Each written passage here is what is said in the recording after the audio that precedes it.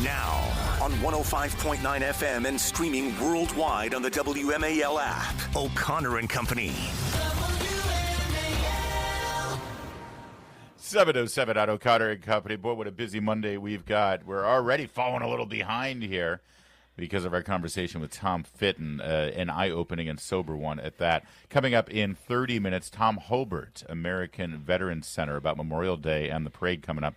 And 8:05, Representative Andy Harris, he's the chairman of the House Freedom Caucus. All eyes on that caucus as the big, beautiful bill, the tax bill, makes its way through the House. It's Larry O'Connor with Julie Gunlock. Good morning, Julie. Good morning. The Biden-Hur tapes were released on Friday. That probably began the cascade of events that led to the revelation that Joe Biden is suffering from a very advanced form of prostate cancer last night. But let's go back to Friday for a moment. We've been wanting these audio tapes forever. This is an interview that took place during his presidency. The result of this interview was that U.S. Attorney Robert Hur determined that regardless of whether Joe Biden had violated the law with his mishandling of classified documents or not, there's no way a jury would convict him because his memory was so bad he would come across as an unreliable witness for himself.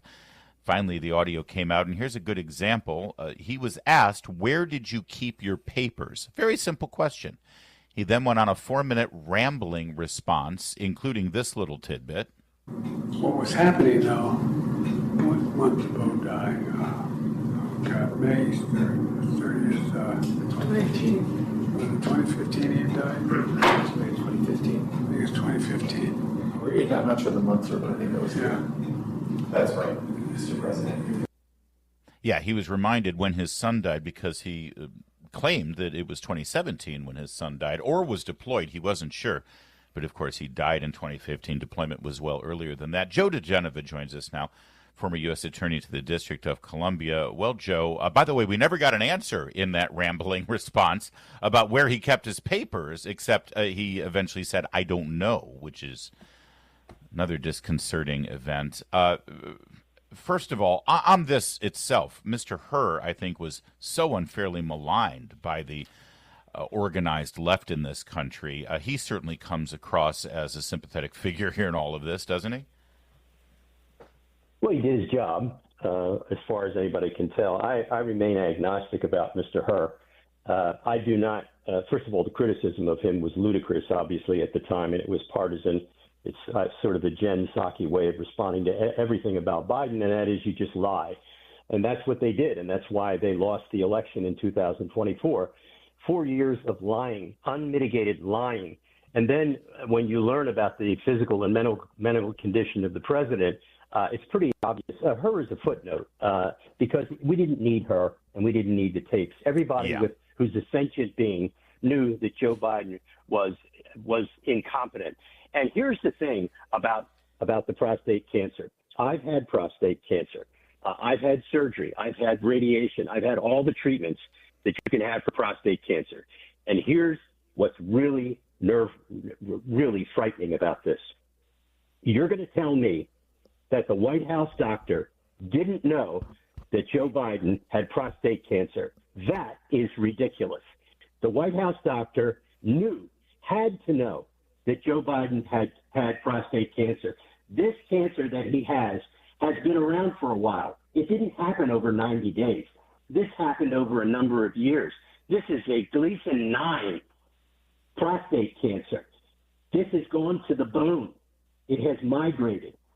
What the questions now are for the White House physician. He needs to be brought before Capitol Hill, if not a grand jury, and to answer questions. Nothing that the White House counsel's report, White House doctor's report, which was released publicly, indicated any prostate cancer, which means, I got to tell you, means the doctor knew and he didn't disclose it.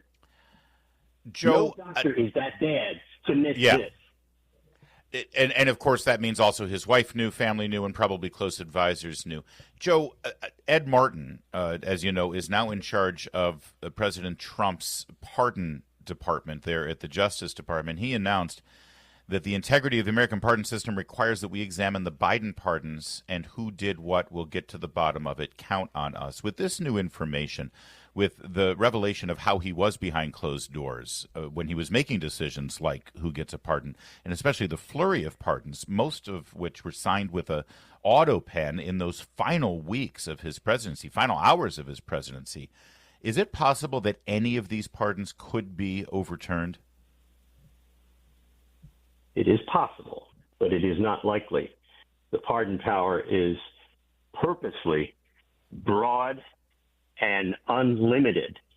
There are no limitations. There's nobody that can stop it. There's no court review. However, a pardon has to be a real pardon. It has to be done, presented for signature, and signed.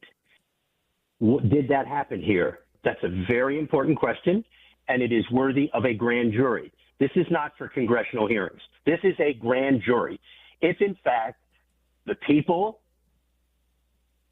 who executed the pen, the auto pen, did not have authority, were simply doing these things seriatim without direct consultation with the president because he was not available or wasn't competent enough mentally to give consent, that's a crime.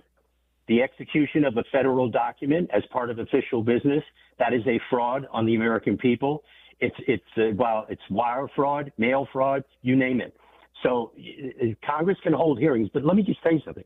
People are just going to take the fifth up on Capitol Hill about this. Right. They go before a grand jury, they can take the fifth, and then they can be immunized. Then they have to testify. Congress is not suited for this. They think they are, but they're not. This is one of many, many things that the weaponization group should look at. I consider the issuance of these pardons to be weaponization. Do you think that the Justice Department will think it's worth it if people are going to take the fifth, then given immunity, then there's no one left to charge? Do you think they'll actually do this? I think it's better to do that than do nothing, because you were talking to Tom Fitton, and you sensed in him a disappointment, a concern. Yeah. And the reason for that is very simple. People want closure. And by closure, they mean accountability. And accountability is not a congressional hearing. People will not be satisfied with reports, with interviews, with congressional hearings. They want grand juries. This is important. If you don't get to this, and by the way, people have to remember this, read the weaponization memo from Pam Bondi. It only covers a 4-year period. It covers weaponization from the Biden administration, from the beginning of it until the end. It covers nothing before that. It doesn't talk about 2015, 16, 17, when all of Russiagate was underway. I'm sure there's a good reason for it. I don't know what it is, but I bless them for at least having gone this far. So Ed Martin will have an opportunity to look into all of this. Joe, before we move on to the other stories, and we're going to have to keep you over for a second segment, does this require a direction from the President of the United States? Pam Bondi, as Attorney General, can she direct this? Can the FBI Director, Kash Patel, decide that's it? Let's go with all of this. What's the best path for this? Kash Patel does not have the authority to start these investigations. I mean, they can do preliminary stuff, but the Attorney General is the one who decides what cases are prosecuted, not the FBI Director. That's the famous James Comey theme where he decided there wouldn't be a prosecution of Hillary Clinton. That was not his decision to make. Loretta Lynch should have fired him that day, but she was a useless appendage. She wasn't a real Attorney General. She was a fake Attorney General. Any Attorney General worth his or her stuff would have called Jim Comey on the phone and say, Jim, don't bother to come in tomorrow morning. You're fired. The answer is the president shouldn't have to do this, and I don't think he will. I think with Pam Bondi and all the people around her, Todd Blanche, and all the other people, Emil Bowe, I think they've decided they're going to prosecute these cases. They're trying not to be public about it. They're trying not to politicize it. And I expect them to do what needs to be done. I think there will be federal grand juries looking into this. Yeah, I think you're right, too. I certainly pray you're right. Joe diGenova, stay right there. We got more. It's 7:15.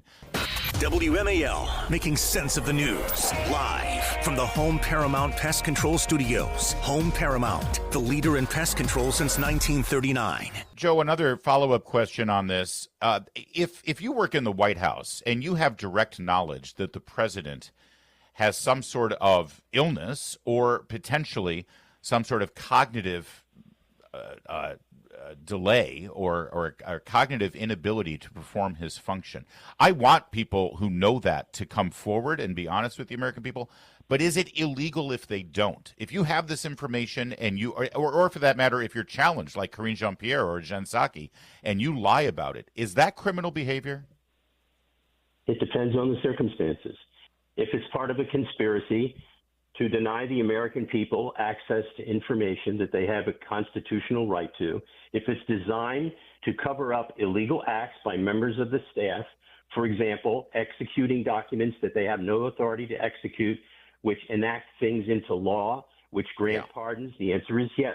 If they have knowledge and they don't come forward, they have to come forward. If they are confronted and they lie, that's a crime. Everybody with knowledge has a civic duty and a legal duty to come forward when things are illegal. You have a duty to do that. Now, the question of when that failure to come forward becomes a criminal act depends a lot. It depends upon the facts and circumstances. Were you part of the conspiracy? Did you know about it and you were afraid to come forward? Why didn't you come forward? Listen, that's what grand juries are for. They fill out all these questions. They make sure that you get answers. For example, let's go back to Russiagate, Comey, Baker, Strzok, McCabe, Page. All of those people clearly designed a strategy to deny Donald Trump his civil rights as a private citizen and as a sitting president. Does anybody in their right mind think that should not be investigated as a crime to deny Donald Trump his civil rights? It's open and shut. This stuff is there. And so I'm quite sure that Pam Bondi, who's a really fine lawyer, and Todd Blanche, who's a really fantastic lawyer, as you can see from the way he represented Donald Trump, I'm sure that they're all over this. The issue is they have to pick the right moments. They have to find prosecutors they want to put in charge of these cases. And remember, this is only a little more than 100 days. People can't expect all this stuff to happen right away. And I understand Tom Fitton's concern, and it's justified. And I say everybody should stay concerned and put pressure on and make sure that they do their job. Joe, it seems like a lifetime ago, but it was only a couple of days ago when James Comey saw seashells by the seashore. And then spoke to the Secret Service. So there's a whole lot of S's going on there. You saw the 8647 post. Do you believe it's two questions? Do you believe that was a credible threat against the president, or could be interpreted as something that could inspire someone else to do harm to the president? And secondly, did he lie? Do you think he carried forward those lies to the Secret Service when he was questioned about whether he just discovered those shells and whether he had any idea that 8647 could be interpreted as some kind of violent act? Well, this incident did not happen in a vacuum. There is a history with James Comey being anti-Trump, of being violently anti-Trump, verbally and every other way, mocking the presidency, mocking the use of the FBI and going into the White House to interview General Flynn and other people. No, without a doubt, James, first of all, I'm sure they wanted to know where the beach was. The Secret Service wanted to know, where was your wife with you? Was she with you? Who else was with you? Did you put the shells down or did you find them? I mean, there's all sorts of questions that I'm sure. The interview was well over an hour, I understand. And then they interviewed his wife, or she's about to be interviewed, which is absolutely essential. Whether or not she will invoke the spousal privilege is a very interesting question. She has a right to. They're married, at least I assume they're married. They say they are. And then that, she would be able to refuse to testify on that basis. But we'll see. I don't know. I think clearly it deserves investigation, not because of if this were a single thing, that would be one thing, but it's not. It's part of a pattern of James Comey attacking the President of the United States. It is not isolated. And also who he is. He is the former FBI director. He is the former Deputy Attorney General of the United States. He knows things. He knows the law. He understands this. In my opinion, my humble opinion, he did this purposely. And it was designed to create an atmosphere around the president of danger. He's also selling a book. And this was, to me, designed to get him in the media because he's a forgettable person. And so he's got to do these stunts every once in a while to get back in the media. And this is going to help sell books because he'll be a hero to the left and they'll sell his book to support him, or they'll buy his book rather to support him. Yeah. Well, none of his books has been successful. So this will be another one on the shelf. I'm sure he has a fabulous 5-foot bookshelf stuffed with his own books. But That's not the issue right now. I mean, it may have been a motivating factor. In fact, I think it was probably to get publicity. So yeah, let's put our thinking cap on here. Just in the middle of putting out a book, promoting a book, he accidentally comes across 8647 on a beach somewhere and sends it out and does an Instagram post about it. Just happened to happen just then. Did he, in fact, put those shells down on the beach? That's what I want to know. Joe diGenova, we literally could talk another hour with you, but we're out of Yeah. time. We'll have to save it for another time, or we'll do a bonus feature sometime soon. Joe, always great to talk with you. Thank you, sir. And the same to you guys. Bye-bye. It's 7:24.